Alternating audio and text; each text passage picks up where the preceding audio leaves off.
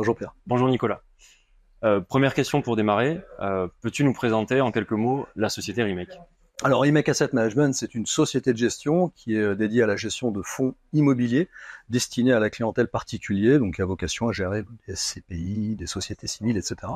Et qui est toute jeune, puisqu'elle s'est créée fin 2022. Nous l'avons créée à l'initiative de David Sexig et moi-même, qui sommes tous les deux fondateurs, et qui a lancé une première SCPI, donc début 2022, qui s'appelle Remake Live, et donc j'imagine que nous allons reparler.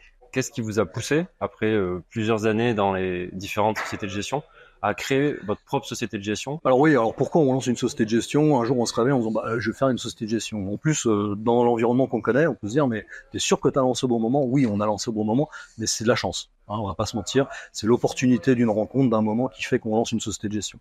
Mais au fond, nous, ce qui a fait qu'on a lancé une société de gestion, c'était en fait l'appel de la liberté en fait d'action et d'entreprendre. Je m'exprime, c'est que quand on est dans un grand groupe, en fait, on a la qualité de gestion évidemment d'un grand groupe, la structure, la solidité financière du grand groupe. Ce qui manque par contre, c'est la spontanéité, la capacité en fait à prendre des risques, à franchir certaines limites, pour aller tester ces limites justement. Quand on est une petite société de gestion, on est capable d'innover plus rapidement. Je dis pas qu'on innove pas dans un grand groupe, je dis qu'on innove peut-être plus rapidement dans une petite société. Et en fait, on trouvait qu'on était un peu limité par rapport à ça dans nos différentes expériences passées. Et en étant finalement maître à bord de notre société de gestion, avec quand même du savoir-faire, on fait pas n'importe quoi, on est vraiment issu de ce monde de l'immobilier réglementé.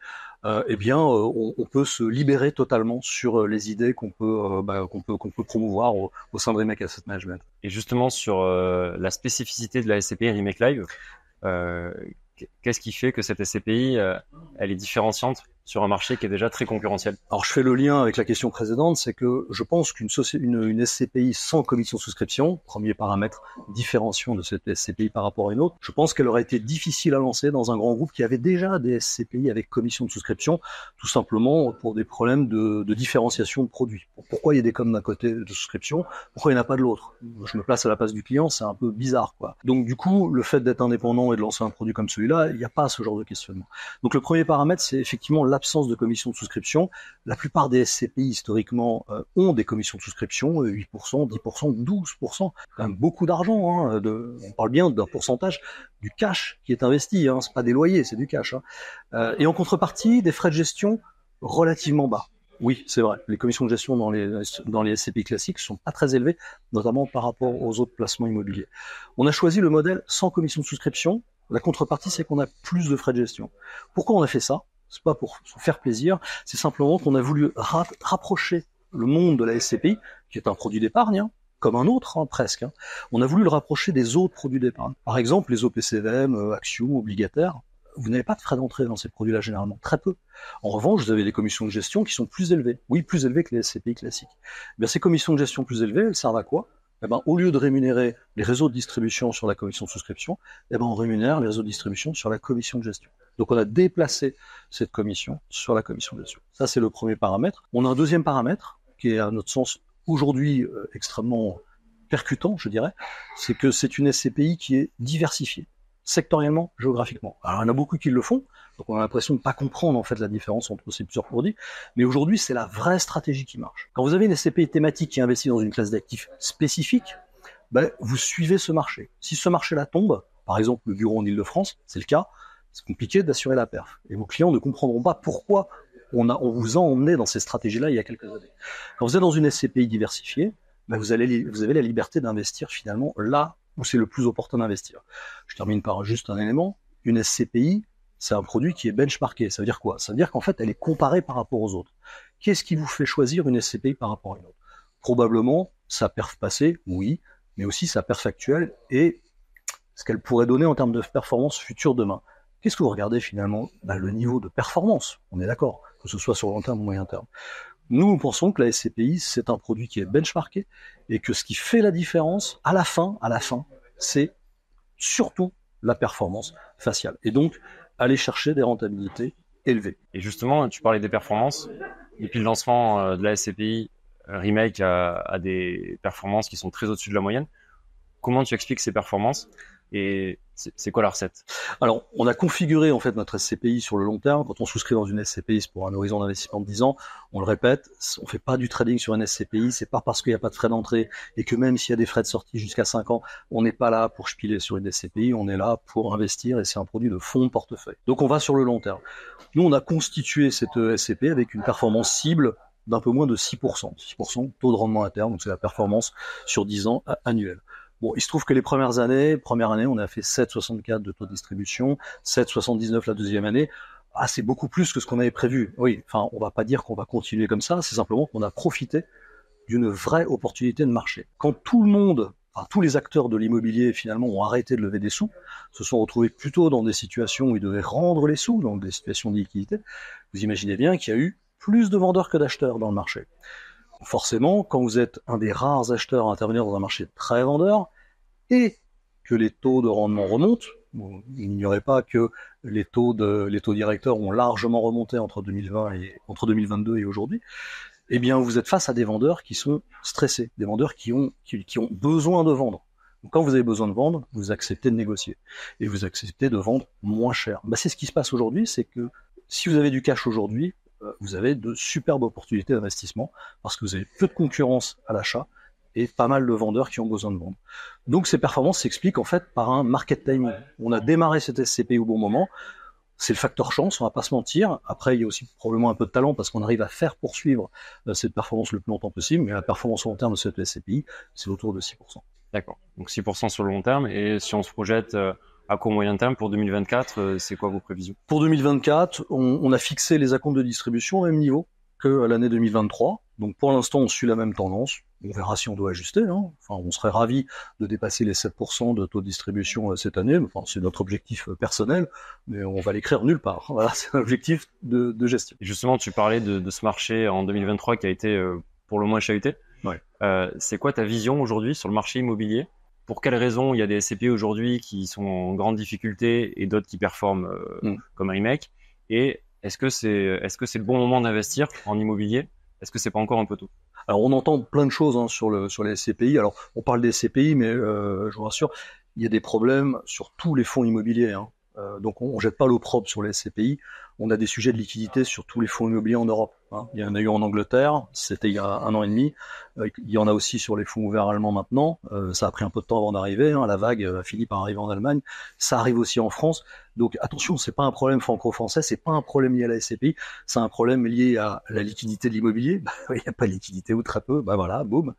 Et couplé à une remontée des taux directeurs et donc des taux de rendement des produits de placement qui a été juste ahurissante. Donc les portefeuilles immobiliers qui ont eu l'habitude d'investir sur des taux de rendement de 4,5%, j'achetais un immeuble à 4,5% en 2020, 2021, c'était normal. Franchement, on peut pas reprocher aux gérants d'acheter à ces niveaux de rendement, c'était les rendements de l'époque. Et que du jour au lendemain, ce même immeuble, il se négocie à 6% ou 6,5%, eh ben forcément, vous avez de facto une baisse de valeur qui est actée par le marché.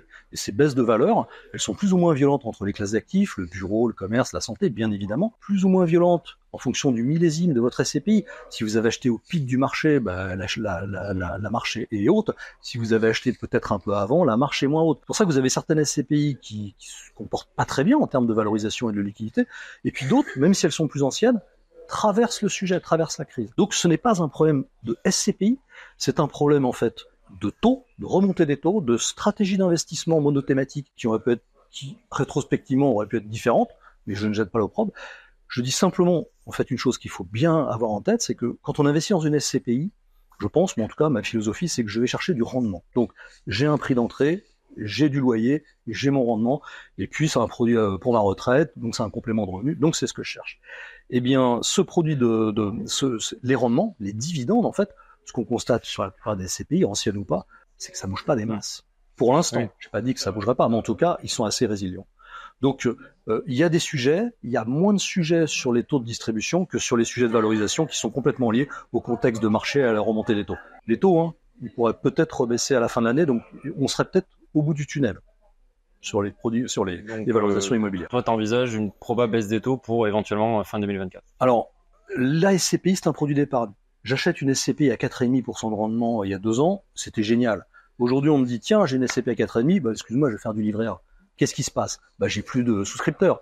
alors que j'ai toujours des vendeurs, par exemple des gens qui décèdent, c'est des vendeurs dans la SCPI. Comment je fais la liquidité de ces gens-là? Ben, je l'ai pas. Donc là, problème de liquidité. Couplé à ça, le fait que les valorisations immobilières baissent. Ce sujet-là, en fait, donc on voit bien, c'est un effet taux et un effet liquidité en même temps. On entend que les taux directeurs pourraient baisser. Ça veut dire que finalement, les taux monétaires, donc le livret A, les produits obligataires peut-être, auraient des rentabilités plus basses puisque les taux vont baisser. Et donc, si ces produits-là, qui sont des concurrents de la SCPI, ont des rendements qui baissent et que ces fameuses SCPI retrouvent ce qu'on appelle une prime de risque par rapport à ces placements-là, eh bien, ils pourraient retrouver de l'intérêt et donc retrouver des souscripteurs.